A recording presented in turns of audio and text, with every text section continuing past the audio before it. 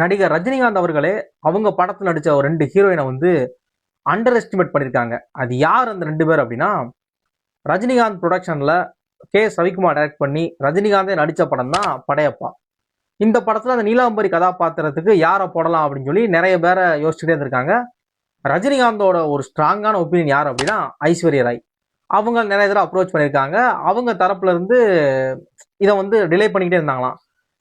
அவங்க ஒரு கட்டத்தில் அவங்க இதை பண்ற ஐடியால அவங்க இல்லை ஐஸ்வர்யா ராய். சரி, ஓகே, பிரச்சனை இல்லை, அப்புறம் ஃபர்ஸ்ட் அடுத்த ஹீரோயினை பார்த்துக்கலாம் அப்படின்னு சொல்லி அடுத்து யோசிச்சுக்கிட்டே இருக்கிறப்போ ஒரு பவர்ஃபுல்லா இருக்கணும் அந்த கேரக்டர் அப்படிங்கிற மாதிரினா படத்தை தூக்கி நிறுத்துறதே அந்த கதாபாத்திரம் தான் அப்படிங்கிறப்ப அது ரொம்ப ஸ்ட்ராங்கா இருக்கணும்னு சொல்லி தெரிவிட்டே இருந்தாங்களாம். ரவிக்குமார் சடனா ஒரு நாள் ஃபோன் பண்ணி, சார் ரம்யா கிருஷ்ணா படத்தை நடிக்க வைக்கலாம் அந்த கேரக்டருக்கு அப்படின்னாங்களாம். இவருக்கு துளி கூட விருப்பம் இல்லையா.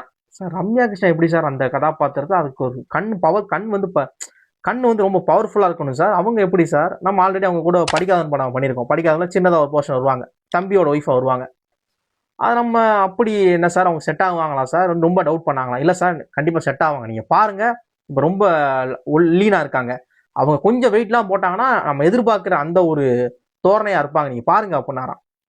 ஷூட்டிங் ஸ்பாட்டில் பார்த்த உடனே அவங்களோட ஃபர்ஸ்ட் ஆக்டை பார்த்துட்டு ரவிக்குமார் உங்கள் செலெக்ஷன் சூப்பர், நீங்கள் யோசிச்சாதான் கரெக்ட் அப்படின்னாராம்.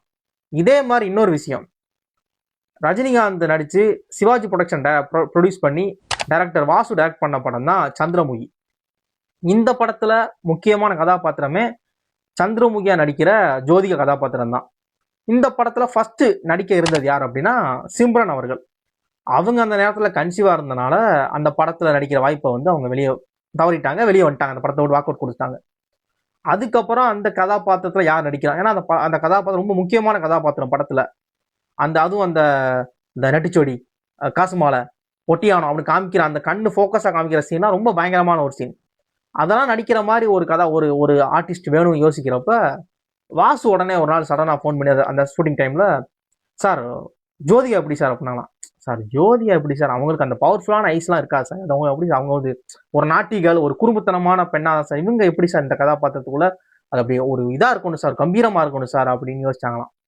இல்லை சார் நீங்கள் வாங்க நான் பாருங்க அப்படின்னு சொல்லி இது பண்ணுறேன். ரஜினிகாந்த் டவுட்ல தான் வந்தாராம் அந்த ஷூட்டிங் ஸ்பாட்டுக்கே அப்படின்னு வந்து அந்த ஃபர்ஸ்ட் ஷாட்டே அவங்க 2 பேத்துக்கு அந்த ஷாட் தானா, காசு மாலை ஒட்டியானோ நெத்திச்சு ஓடிக்குமாங்களா அந்த ஷாட்டா.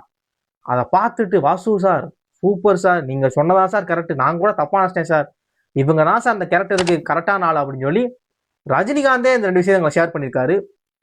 இது உங்களுக்கு இதுக்கு முன்னாடி தெரியுமா தெரியாதா, இல்லை அப்படின்னா இந்த வீடியோவை உங்க ஃப்ரெண்ட்ஸ் அண்ட் ஃபேமிலிக்கு ஷேர் பண்ணுங்க.